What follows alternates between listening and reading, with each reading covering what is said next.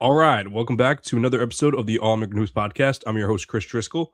Today is December 18th, 2025. Um, I'm still off track. I usually start up with the episode number. I don't know what number it is now. I feel like it's probably like 105 or something like that, maybe 106. Um, but yeah, obviously no jersey number at this point, but birthdays. I've been like obviously writing solo, so I've been coming up. I was doing the agenda on my own, just writing down what to say. But of course, we got the intro. So while I'm multitasking at some point during the show, I'll give shout outs, I'll give birthday shout outs to who they are. But regardless, welcome to the show. I'm very happy to whoever's watching. We got 11 people watching right now. That's much higher than usual, so we're very thrilled about that. But yeah, so yeah, this is going to be obviously when it's usually just me. It's usually a relatively shorter show, so it'll be um it'll be a couple talks. Like we'll be talking about the NBA Cup that just wrapped up on Tuesday night. We'll be talking about the NBA All-Star game, which the voting for that just started yesterday. I'll be giving my picks for that. I gave my picks for the entire roster about a month ago, maybe a little less than that, probably like 3 or 4 weeks ago at this point. And then also at the end, I'll just be talking about NBA big picture with the standings and everything going on there, because it's still going to be going on. So obviously some things I'm not so surprised about, but all in all, it has been a pretty surprising season. So I'm very interested to see what goes on there. Before I move on, I did want to bring up the birthdays right now, actually. So NBA players whose birthdays today. Um, according to Basketball Reference, today, December 18th, it is Jalen Johnson's birthday. The Hawks are currently playing the Hornets. I believe the Hornets are beating them by about 10. Also Noah Esunje's birthday. I think he's a rookie. EJ Lindell. And those are the current players. But as far as it goes for all time, Bobby Jones, Charles Oakley, Gene Shue. Gene Shue is one of the more underrated point guards of all time. I shouldn't say one of the more underrated, but I should say one of the more forgotten about, since he was so old. But obviously, Charles Oakley is really well known as to be great defender, just one of the tough guys in the 90s that people always talk about. But it's obviously not really a Hall of Famer, but still an awesome player that people loved having on their teams for sure. MLB players' birthdays. Let's check that too. It is today we celebrate. Ty Cobb. Yeah, that's a pretty important birthday. Ty Cobb, Byron Buxton, Ronald Acuna Jr., Roy Howell, Johnny Barrett. No one I'm too familiar with after this is Chris Carter. This isn't Chris Carter as in Chris Carter from the Vikings or FS1. This is another Chris Carter. I could have sworn that this was going to be a Mets player. There was a Mets player named Chris Carter. It must be someone else though. But I think that's it for the ones that I know, at least. And then we'll do NFL real quick too. But yeah, shout out Ty Cobb and Byron Buxton and Ronald Acuna Jr. Those are the three big ones that most baseball fans known. And then happy birthday to Greg Landry, Marco Coleman, Jerry Robinson, and no one else that I am familiar with. I don't think, at least. I'm scrolling. I don't. Yeah, usually NFL is my third sport, but usually there's at least one guy that I'm at least familiar with. Maybe the names that I just read off are well-known players, and the NFL fans are probably going to be strangling me. Saying like, well, how the hell do you not know who Jerry Robinson is? Yeah, but yeah, I'm not sure. Ox Emerson is he's the best one. Apparently, it's 5 first team all pros, but yeah, that's that. But yeah, so happy birthday to all those athletes out there. Yeah, I think I'm looking that better than the numbers. It's much easier. But yeah, we're here. I'm here to talk about the NBA Cup. Back when I recorded episodes 1 and 2 of the All American News podcast, the NBA Cup was my primary focus because it was just around what the NBA was talking about the most. Obviously, it was the first season of the NBA Cup. I was talking about LeBron and the Lakers, everything there. But now, here we are. We're in the third season now, and I still don't know how to form a perfect opinion on that team altogether. Not the team, on the tournament altogether. I would say, all in all, it's a success. The players seem to care about it. Obviously, it brings stakes into it increases stakes for sure. Obviously, 500,000 could only be so much when players are getting paid millions of dollars a year. Even like the low end role players are getting paid at least like 4 or 5 million. Players that are on like 2 way deals are usually getting paid like about that amount. So it matters to them. I don't even know the rules for that for them even. But that being said, um, we've seen some regular season atmosphere changed, and um, people can call cringeworthy all they want. They can say like, "Oh, it's just a regular season tournament. Who cares?" But really seems like the players care, and that's really cool. So yeah, like that's how I think about it. Big picture for sure. I know that there are small details that people can think about. Um, and obviously, I know I don't know if it was just James Dolan's decision, or if he got feedback from other management, or even like the head coach that decided to not hang up the banner. And again, I don't know what to think about that. I'm not going to shame him. Obviously, I'm a Celtics fan, so I don't like the Knicks. So anything they would have done, I probably would have questioned. Like if they hung up the banner, I would have made fun of them for saying like, oh look, this is the big accomplishment after beating the Celtics. They finally accomplished something more. Um, but other than that, but like I also know that the Lake, yeah, like I think the Lakers set the precedent when they said, okay, yeah, we'll hang up the banner because we've done a lot. And yeah, so like I think that's the deal there. But like the issue is with the Knicks is that um they've also have a ton of banners hung up. Like they have banners hung up for like their division titles. So um I don't really know what their mindset was. Maybe like I don't know if they're too good for the NBA Cup, or maybe they just don't want to be formed too big of a meme for hanging that up. But I'm really not sure what their thought process behind not hanging up a banner of the NBA Cup banner was. I'm not saying that they're better or worse. Again, I'm kind of mixed on the whole NBA Cup idea, but at the end of the day, I do know that it's not as important as an actual NBA championship. So, excuse me. But who knows? Maybe I definitely think the NBA Cup is still here to stay because I'm sure they're making more money off of it than if they hadn't had it. Um, so those are my thoughts. But yeah, I guess one of my biggest complaints is that even like I understand that you want to keep everything equitable for like games played and everything, but I do think you should include the championship game, which was technically game 83. I do think that should be included in. Excuse me. That should be included in like a lot of the stats because obviously they happened, and I feel the same way for the play-in tournament games as well. Even though they're not traditional playoff games or traditional regular season games, they still matter. So, like, yeah, that's my opinion on it. I mean, maybe you could say like, oh, the NBA Cup doesn't matter; it's not really part of the regular season or part of anything. I think I think the players clearly care about it just as much as any other regular season game. They don't care about it as any other playoff game. So, including that in the stats just makes sense to me. But I don't know what other people think about that, but that's just my personal opinion on it. But I think that's all I had big picture wise. But I do want to talk about the actual games. If I'm being honest, I didn't. Yeah, like I wasn't able to watch any of these games live. I only saw like the handful of highlights for each one. But that being said, let's dive into it. So Saturday night, the Knicks played the Magic. Those were the two teams that met up in the Eastern Conference Finals for the NBA Cup. The Knicks are one of my least favorite teams in the league for obvious reasons. Obviously, they're rivals with the Celtics now. The Magic used to be one of my favorite teams, but I just feel like I don't really appreciate their style of play.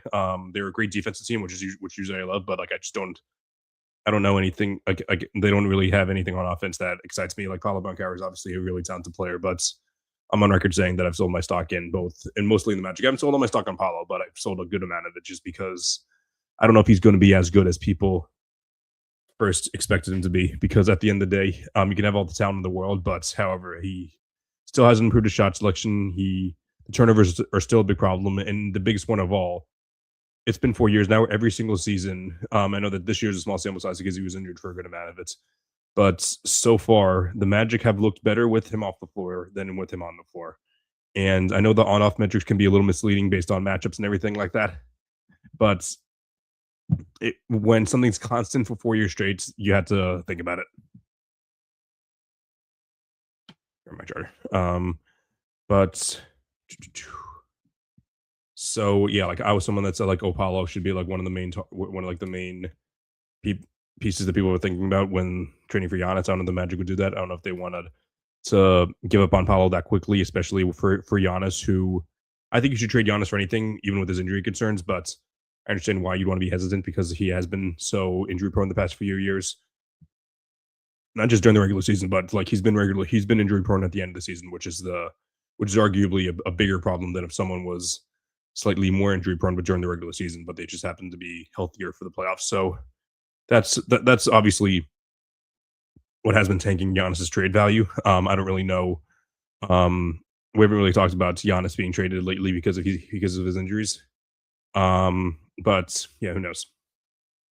I kind of just talked about big picture each team, but yeah, the Knicks won by 12. It kept it pretty close for most of the game, but however, Brunson really stepped it up towards the end. How many points did he finish up with? He finished up with he dropped 40 points, with 8 assists, two, yeah, only 2 3-pointers made, a plus minus of 3, technically, so not as much, but however, OG plus minus 14, Cats 12, Mikal Bridges 9. Technically, a couple others were negatives, but Tyler Kolek plus 18 as well. So, yeah, the Knicks are just looking like a much better team than people expected. Obviously, some people were questioning how sustainable their success has been the past couple of years, but at the end of the day, and I'll talk about the more big picture in a second. But yeah, like this is just like a wrap. This is just like a representation of how they've been playing. And then we go to the other side of the brackets. The Thunder ended up beating this. Oh no, sorry, the reverse. The Spurs ended up beating the Thunder.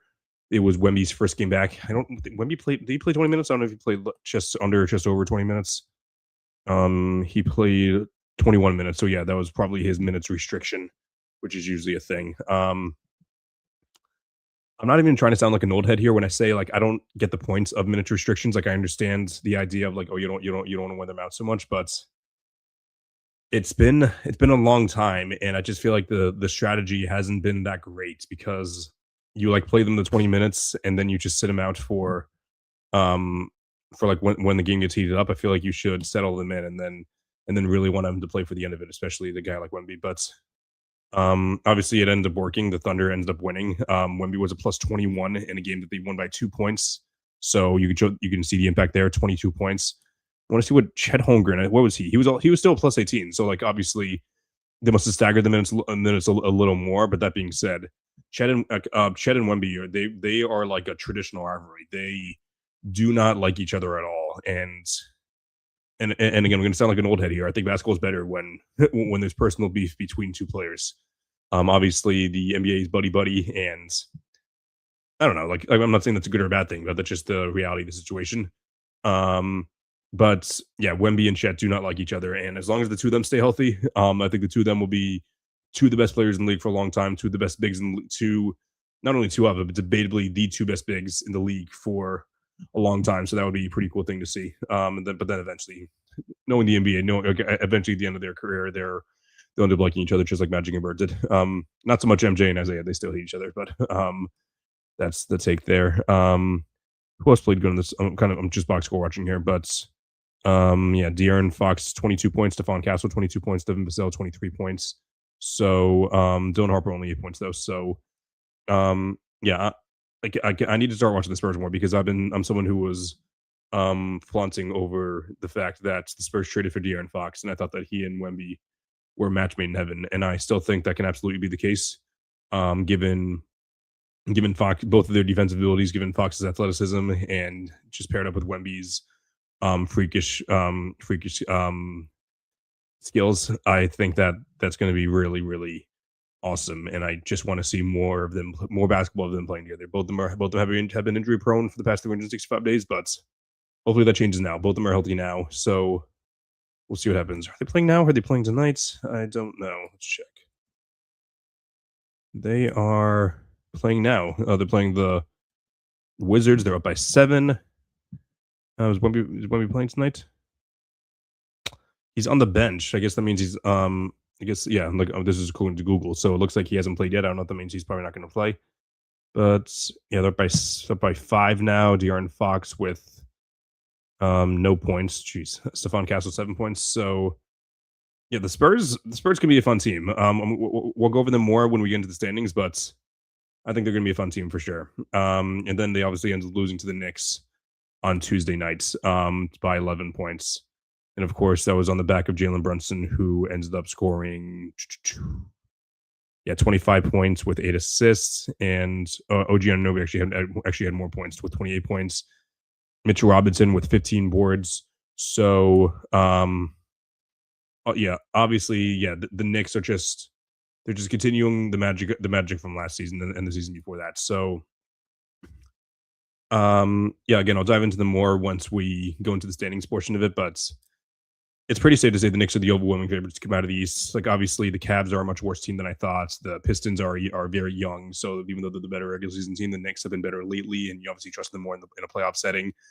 But yeah, I'll dive more into that later. But hats off to the Knicks; they've been awesome lately. As much as I hate saying it, but yeah, that's my take on the NBA Cup as of now. I do, however, want to now dive into the All-Star game voting because that started yesterday. I'm assuming they probably started after the NBA Cup to focus on one thing at a time, which makes sense. But the NBA All-Star game is different this year. Obviously, it's similar to last year to where they're separating the teams. They're still going to 24 players, but each team is going to have 8, I believe. One for the world and then 2 for USA players. So I don't know exactly how they're going to split it up. I'm sure the answer's somewhere, but they really haven't made it clear at all. But regardless, you can vote for whoever you want. It looks like, and I checked right before the show. You can vote for whoever you want without position discrimination. So people can just vote for their 5 favorite players on both ends of the aisle. So that's what fan voting is. I don't have a problem with it. But I'm going to tell you how, if I were a voter, which I am a voter for the fans actually, but I'll tell you, like, if I was like a legit voter and like my vote actually mattered, I would say, okay, here's my criteria.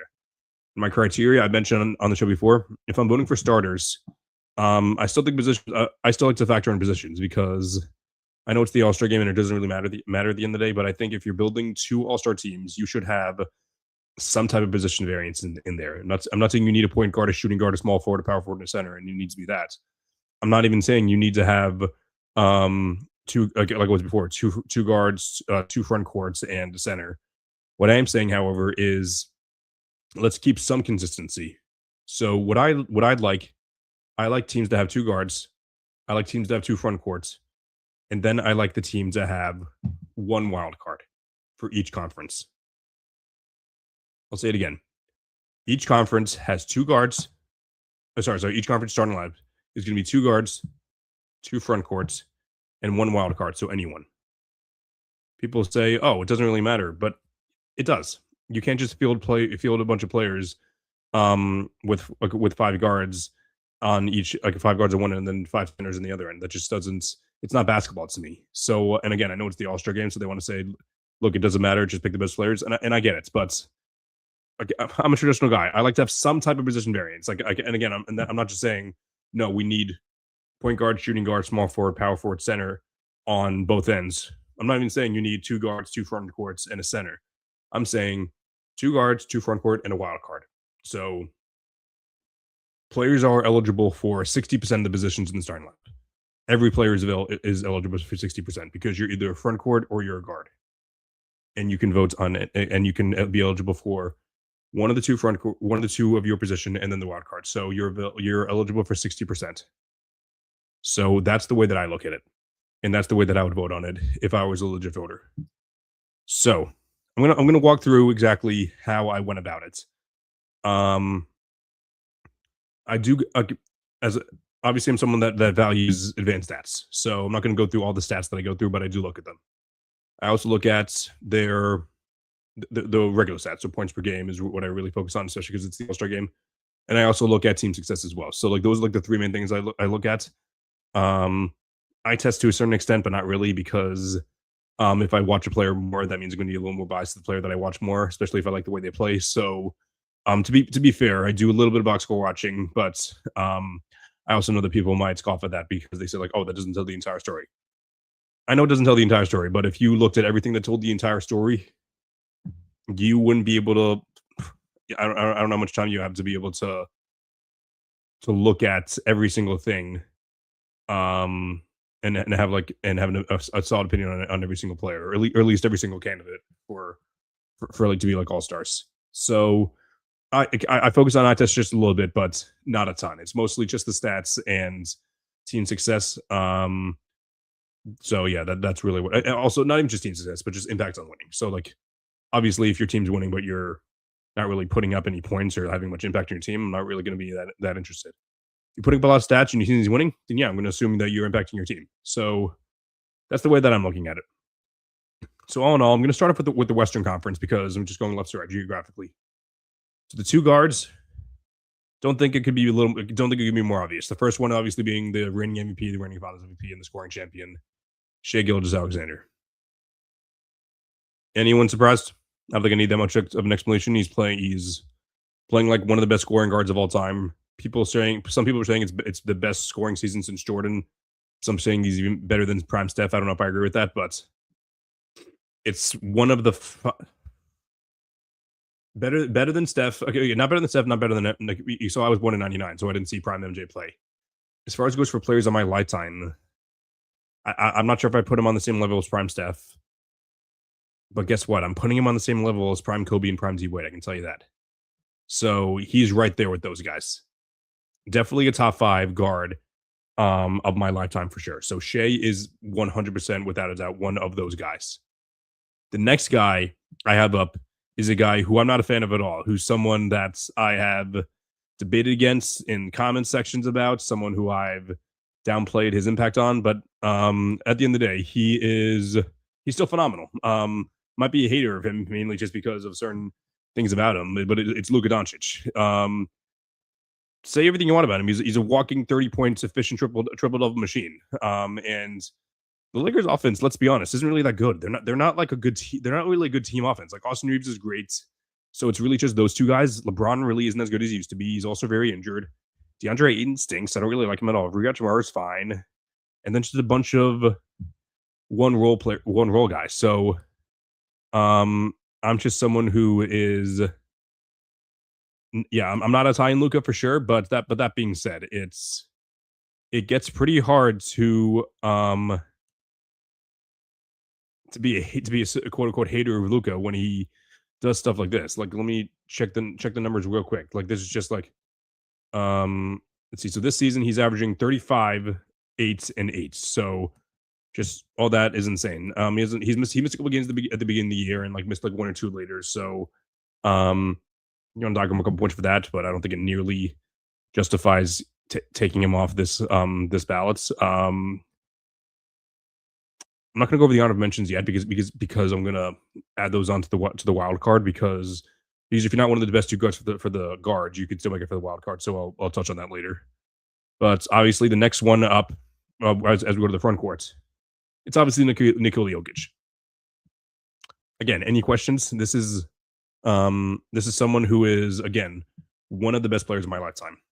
LeBron, Steph.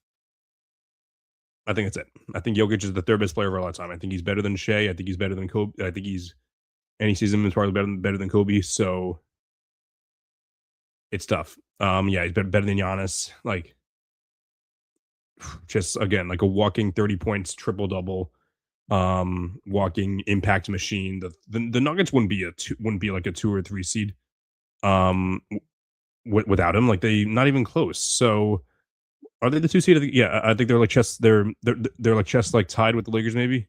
But yeah, they're currently 19-6. The Lakers are 18-7. So yeah, they're a game ahead of the Lakers for the 2 seed. They beat the Thunder. No, not the Thunder. They beat the Rockets on Monday night, I want to say. So it's a great stuff from Jokic this year, as always. Jokic and Shai are the 2 MVP front runners, as always. So not as always, past 3 years, I guess, actually. But just very, very easily makes this part. This last one is where it got tough because there's a few guys you can go with here, and I'll mention the honorable mentions along with them too, because there's a couple guys you could have gone with. You could have gone with Jimmy Butler. You could have gone with Denny Avdija. You could have gone with Julius Randle. You could have gone with Wemby. Probably not Wemby because he hasn't played really many games. But all in all, I decided to go with that Shengun. The advanced stats love him a lot, and his team is winning. I'm someone who has been a little bit lower on Shengun the past couple of years. I feel like that he was just put on a good team. and he wasn't really the star of the team. He was the best player on the team, but I never feel like I never felt like he was the one leading the team. I feel like it was more so their defense, and he was someone that was just fine at defense. But no, he's looking great this year. Even with Kevin Durant, which I'm sure Durant's overall gravity is what keeps him is what has opened the floor up to to Şengün for sure. But that being said, I think that Şengün has been the second best front court in the league, and his team's winning. I think that they're the 4 seed. I want to say they're the 5 seed. Are they tied for the? No, they're they're behind the Lakers and the Spurs by 1 game for the 3 and the 4 seeds. So yeah, like they've slipped off a little bit for sure, but I think they can beat any. I think not only do I think they can, like they've shown they can beat any. They can mess with anyone in the league, not named the Thunder. Actually, they did mess with them on opening night, so I don't even know. I don't even know about that, but yeah, Şengün's been awesome. Reed Shepard's been awesome, but yeah, so Şengün would be my pick for the second front court. So the two guards are Shea and Luka, and the 2 front courts are Jokic and Şengün. The last guy is someone who you can go with. You can go with any position here. I went back and forth, and I'm still kind of going back and forth. There's a couple options you can go with here. And I think at the end of the day, even though they were only the 8 seed now, I think I'm going to go with Steph Curry. And he's someone that started off a little bit slow. I shouldn't say started off slow. But like maybe like after like the first couple games, like not as great, but what is he? He's averaging like over 29 points a game. He's again, impact is there more than ever, and this is just like a matter of like if you're building a team to win a championship, Steph Curry is always gonna be in the top of the list, and I don't think anything's changed that. So I think Anthony Edwards would likely be my next guy up, especially because the Wolves are higher in the standings, if I'm not mistaken. You could also go with Jamal Murray. You can go with Austin Reeves. You could go with James Harden. But I think that Steph Curry has just been slightly better than those guys, especially as of late. Again, the Warriors have not been that good, but Steph Curry has been, in my opinion, the top 5 player in the West. So my starting 5 for the West would be the 2 guards would be Shai Gilgeous-Alexander and Luka Doncic. My 2 front courts would be Alperen Şengün and Nikola Jokic, and the wild card would be Steph Curry. Call me crazy, but I'm interested to hear what you guys think. But then for the East is where it gets interesting because there are more than a couple of great options for the. It's funny. Usually, it's the West that you have like a higher debate on for like higher talent, but the East is actually where there are 4 guys you could really pick for the 2 guards. There's a good chance that like these 4, like those 4 guards are going to be starting, like all because of the positionless aspect of it. But I'll tell you my picks. I decided with my first one to go with Tyrese Maxey. Tyrese Maxey has been playing phenomenal this year. The Sixers, again, are not that great of a team. Joel Embiid is not even close to the same player who he was. VJ Edgecombe, awesome start to the season. Has been playing better lately, but just not great. Same thing with Paul George. Again, just started off very slow. And the Sixers they started off hot. Now they're 5-5 of the last 10, so they slipped off. Started off 5, slipped off. Now they're just kind of like playing in like the average range, which is what I think they'll be the rest of the year.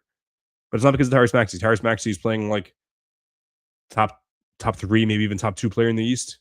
So yeah, he gets the All-Star nod, in my opinion. And the second guy up is Donovan Mitchell. I'm someone who is a huge fan of Donovan Mitchell. I think he's my favorite player in the league that's not a Celtic. And I know that I'm biased, but he has been without a doubt a top 2 guard in the East, in my opinion, this year. The Cavs have stunk this year. They have stunk. I think they're 3-7 in the last 10. I think they already have like 11 or 12 losses, maybe even more, maybe even like 12, 13. And it's just quite unfortunate to see because I was really hoping that in a weak East this year that this would be the year that Donovan Mitchell would finally lead his team to win the conference. But Evan Mobley's lack of development, Darius Garland's just injuries, Jared Allen's injuries. Because when the 4 of them are on together, they still look great. But Mitchell's has like every time I check in with them, Mitchell's having a 30-point game and they're still losing. So it's really not his fault. I think that I understand why people might want to put the other 2 guards ahead of them because they're higher in the standings. But I've been more impressed with Maxey and Mitchell's work than the other two, and I'll bring up those two. You guys know what I'm talking about once we go to the front court or once we go to the wild card.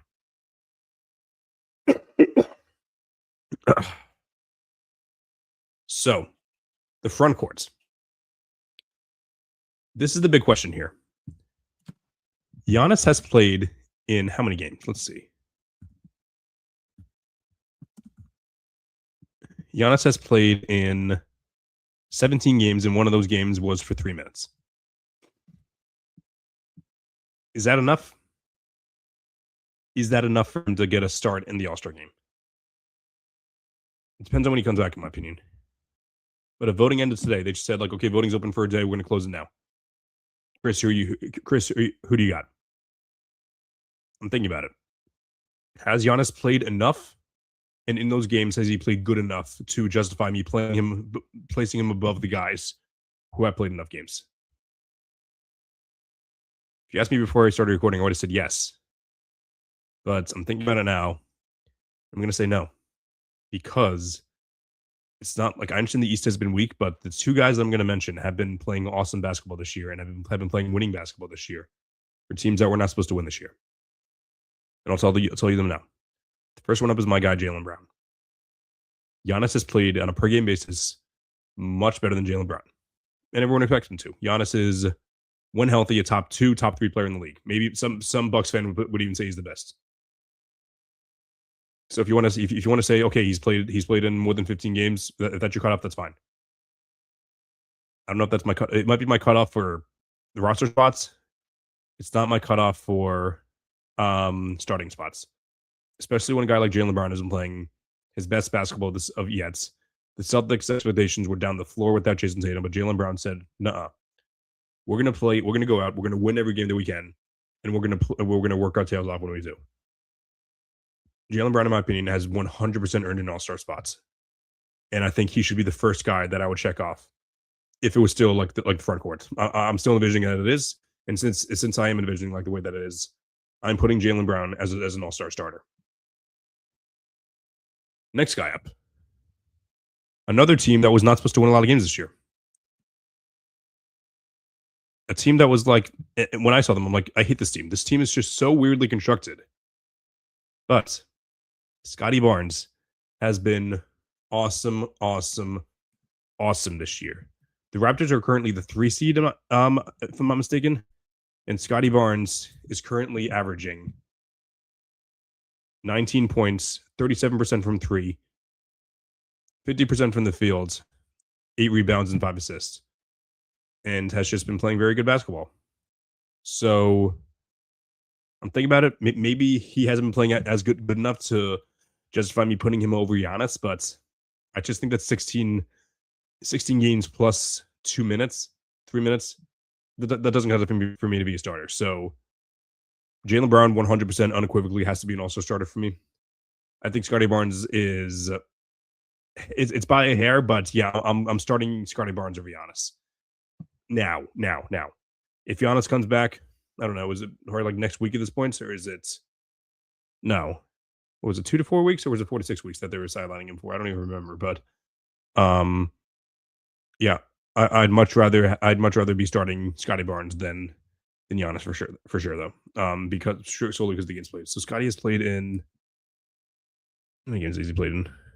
Yeah, 27 games, over 10 more games played.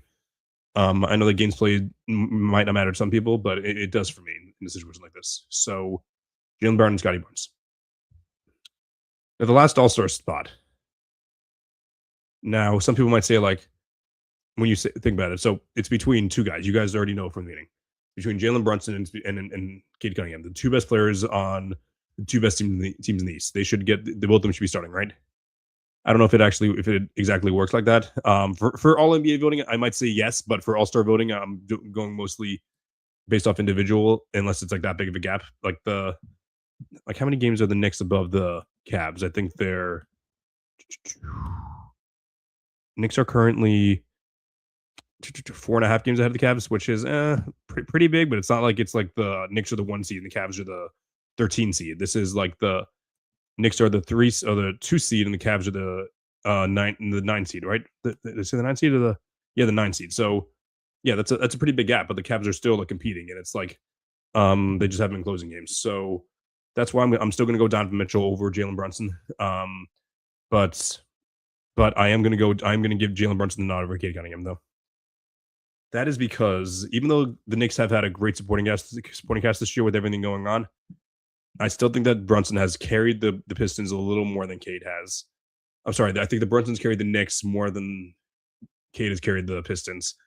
Jalen Duren has been awesome this year. He's been anchoring the Pistons defense, and Cade's been awesome this year. He's been carrying the offense, but I think the Brunson's been carrying the offense a lot more, and the numbers just look a lot better to me, in my opinion.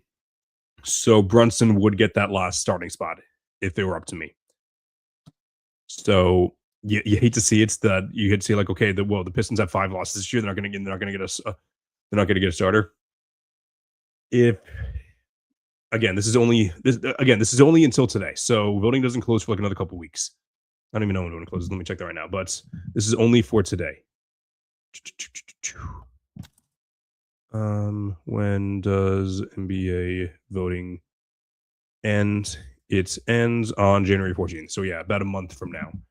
So plenty of basketball voting left. So again, I have no problem if you want to say, wait a second, Maxey, Mitchell, Brunson, and Cade have all been much better than Scotty Barnes this year. Why don't all of them get the nod?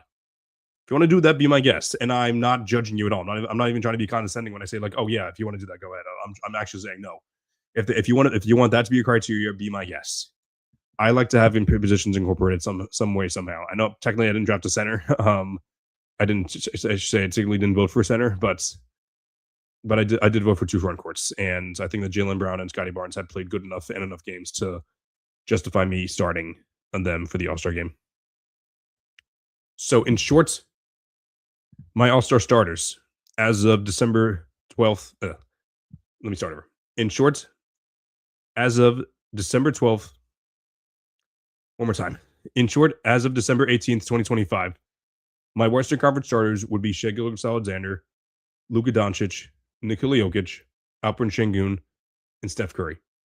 My Eastern Conference starters would be Tyrese Maxey, Donovan Mitchell, Jaylen Brown, Scotty Barnes, and Jalen Brunson. Let me know what you think. So that's my talk on the All-Star game for now.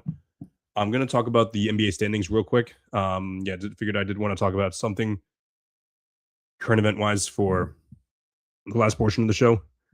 But yeah, let's get into it. So yeah, we'll start. We did the West for the All-Star game to start, but now we'll start with the East. So the East, as I mentioned, the Knicks just won the NBA Cup, so obviously they're on top of the world. They've also won 9 of their last 10. So, and they won their last 5. I don't even know if that includes the NBA Cup. So, even though they're 2.5 games back with the Pistons, but I haven't even checked the odds. I could only imagine that the Knicks are the overwhelming favorites to come out of the East. Though their experience, they have the best player in my opinion in a series like that. The defense is what concerns me, though. I think they're like I don't even know where they are in defense, but like they're like outside the top 10, and most NBA championship teams have a top 10 defense. So that does concern me just a little bit. But again, this is only for getting to the finals. I trust the Knicks more than any team in the East as of now. And you go through the standings. Yeah, again, the Pistons are the top seed, so maybe the one series of experience gave them that last year, especially because it went like 6 games. They could have won a couple of those games. The Raptors, the 3rd seed. Do they have any experience? Not really. Brandon Ingram doesn't have much playoff experience. Scotty, not much playoff experience. RJ Barrett, a little bit. Did they make the in 2021? Kinda, not really. No one really comes to mind, if I'm being honest. But then let's dive deeper. The Celtics and the Magic are tied for the 4 and the 5 seed. All bets are off if Jason Tatum comes back and he's 85% of who he is. Because Jaylen Brown is playing the best basketball he's played in a long time. And maybe ever. I'm going to say ever, actually. Jason Tatum comes back. I have no reason to not believe that the Celtics can go at it with anyone in the East. I don't think they can beat anyone in the West by any stretch of the means, but they can. I think they might have to trade for a guy like Zubac or a guy like Jared Allen. I think Jared Allen might be a little tougher, though. if they make those trades, because like I was watching the game the other night against the Pistons. They were getting killed on the boards because Neemias Queta, he's been playing much better in his role than I thought he would, but there's only so much he could do with like so little experience that he has, and just so much. He's a very raw. But I'd much rather have him in like the third center role rather than the starting center role. So if they can improve the starting center role this year and then maybe get like another backup big in the offseason to where Kata could be like the third center. Actually, now that I think about it, like maybe if Kata just keeps on developing, he can turn into like a good backup center, and I wouldn't be totally opposed to that.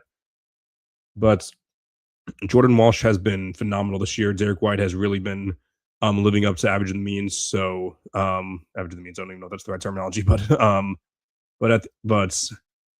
end of the day, I do believe in the Celtics, and I think they could compete with anyone in the East if they're fully healthy. The Magic, I kind of already gave my opinion on. The Sixers are the sixth seed. I don't really believe in them. The Hawks, Trae Young is back tonight. Are they going to trade Trae Young? I don't know. I don't know if I would. Are they going to trade for Giannis? Maybe. Who knows? Heat of the eighth seed. I think they were the 3 seed at one point. Now they're 4-6 in their last 10, 14-12. I don't know. I don't know what they're going to do. I don't think they should trade Bam because I think you should have a cornerstone foundation piece. Maybe they try to go after another star. Who knows? But yeah, I love Bam though. And then the Cavs are the 9 seed, 15-13. Yeah, so yeah, I was right. So 15-13. So the rule is for any team to win the championship, you have to win 40 games before losing 20. The Cavs have to go 25-6 if they want to be considered a title contender. That ain't happening. A lot would have to happen. All 4 of them would have to get healthy right away, and not much would have to go wrong. That's not happening. The Cavs were my pick to make the finals. Selling all my stock in them, unfortunately, when they're at their lowest. So I'm like, okay, that's unfortunate for this year, by the way. For the future, maybe they can be better. But however, I saw a report coming out that's saying that everyone except for Mitchell and Mobley are on the table. And I think that they should consider trading for Jared Allen and see what the market is, because I think that Jared Allen is one of the more underrated players in the league, and I think forcing Mobley into that center role would be very good for them. And I just really hope that the Cavs are able to somehow turn it around, but I don't think they're winning. Maybe they can make the finals, but they're not winning the finals this year. The Bulls 11-15, 2-8 in the last 10. The Bucks 11-16, 3-7. Who knows what's going to happen after you're trading Giannis? That's probably likely. Hornets, Nets, Pacers, Wizards. The Pacers are doing a much better job tanking than the Celtics. I can tell you that, but I don't know what their I don't know what their vision is. Like maybe they're probably thinking, no, we need the second superstar next to Halliburton because Siakam's great, but he's not Jaylen Brown. So I think that's probably part of their thought process. So yeah, if you'd asked me today, I'd say my pick to win the East would probably be the Knicks, but I wouldn't count out the Cavs altogether because they're only a game behind the 4 seed, a game and a half behind the 3 seed. So I have no let's be honest. Like I have no reason to believe they will turn it around, except the fact that I think they're more talented than anyone else, and I think that anyone from Mitchell's better than Bam Adebayo, he's better than Trae Young, he's better than Tyrese Maxey, he's better than Paolo Banchero, and he's also better than Jaylen Brown. So the fact that he's like the best player between any of those teams that are just ahead of them is like a reason to believe in that. But as far as it goes, they've been playing as a team. There's not much reason to believe that the Cavs are going to turn it around soon, but I hope they do, because let's be honest, they're also my second favorite team outside the Celtics. So that's a big reason why as well. Then we go to the West, where it's not as big of a bloodbath in the East. Like obviously they're much better, but it's still not.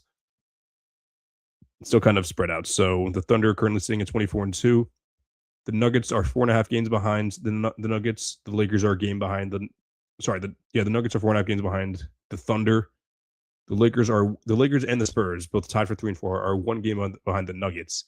This was all with Wemby missing a good month. So shout out to De'Aaron Fox and everyone else for keeping things afloat for sure. Rockets are a game behind the Spurs and the Lakers. That all came from an overtime loss to the Nuggets though, and they've had a couple of heartbreakers. So Obviously, yeah, the clutch time minutes have been kind of brutal on them. But who knows? Maybe they can turn around there. The Timberwolves are their 6th seed, a game behind the Rockets, and then there's a dip. That's when there's like the second tier. So I think the Thunder are on their own tier. Then I know that there's 3 games between the Nuggets and the Timberwolves, but I still think that I would still consider that them like in the same tier, 2 to 6. So I think the Thunder are a tier of their own. Then I think 2 through 6. Then I think there's a tier below. The Suns are the 7th seed, with the game and a half out of the Warriors. But let's be honest, I don't think they're going far at all. Like I would definitely take the Warriors above them in either a playing game or a playoff series. They probably wouldn't play each other in a playoff series, but definitely in a playing game, I take the Warriors over them. So, and then after that, the Grizzlies 13 and 14, Jazz 10 and 15, Blazers 10 and 16, Mavericks 10 and 17. I thought they turned it around, but what are they? 5 and 5 and less 10. That's kind of good. But rumors are they're trying to trade AD, which I think is an awful idea. But who knows? Kings 6 and 20, Clippers 6 and 20, Pelicans 5 and 22. Which by the way, the Pelicans, the Clippers, the Kings, and the Wizards and the Pacers, all 5 of them, they're not winning the title this year. Now, I know they might seem obvious, but I just want to lay out the facts. The Pacers, the Wizards, the Pelicans, Clippers, and Kings, all of them lost 20 games. And they are not even close to winning 40 games. So mathematically speaking, as of today, they're not going to win the finals. It's a bold opinion for sure. Kidding, not bold at all. But I'm telling you right now, the facts. If history tells us anything, it tells us that if you lose your 20th game before winning your 40th game, you're not winning the finals. And we're already at those 5 teams. They're already out of it. So sorry, Kawhi Leonard. Sorry, Zion Williamson. Sorry, whoever the best player in the Kings is. Domantas Sabonis. Sorry, Pascal Siakam. And apologies to. Is Alex Sarr the best player in the Wizards now? Probably. Or is it someone else? Is it one of the old guys? But I don't know. But who knows? But all in all, I'm definitely very happy with the way things are going so far as a Celtics fan. But who knows what's going to happen for the rest of the season. But I don't know what I'm going to do. Yeah, that's our show pretty much. But I'm not sure what my plan is as of now for next week. Today's the 18th, 1 week from today's Christmas. Merry Christmas, everyone. I don't know if I'm going to do the show the day after on the 26th or if I'm going to do it early next week. I don't know. But if I don't see you, if I don't see you guys before then, like if I do the show later in the week, I just want to let you know, Merry Christmas. Hope you guys all spend time hope you spend all the time with your families. And yeah, kind of drawing there, but yeah, Merry Christmas to everyone. Also, Happy Hanukkah to everyone celebrating now. And yeah, I hope everyone's enjoying the holiday season because obviously, yeah, life can be hard sometimes, but I hope that everyone is at least taking time to sit back, appreciate what they have, and I just hope that everyone is doing their best. But all in all, make sure to follow me on all social media platforms. All American Hooper on TikTok and Instagram, at American Hooper on Twitter. Be sure to check me out on Wednesday nights. Probably not for the next couple weeks though, because we got next Wednesday is Christmas Eve, and the week after that is New Year's Eve. So probably not until like January 6th or something like that. I think that's the next Wednesday. Hers is the 7th. I don't even know, but my math is off. But and unfortunately, sad news. Primetime Sports Talk will be closing after a little bit. So. But my writing career isn't over for sure. Isn't over. I'm still going to look into applying to other websites or just make my own Substack or Patreon to see what else I can write. But definitely open to doing a lot more other things. So if anyone has any recommendations, definitely feel free to drop something down in the comments or send me a DM on any of the websites that I have laid out there. But all in all, this has been another episode of the All American News Podcast. I'm Chris Driscoll. Until next time, keep grinding and stay hoping. Merry Christmas, everyone.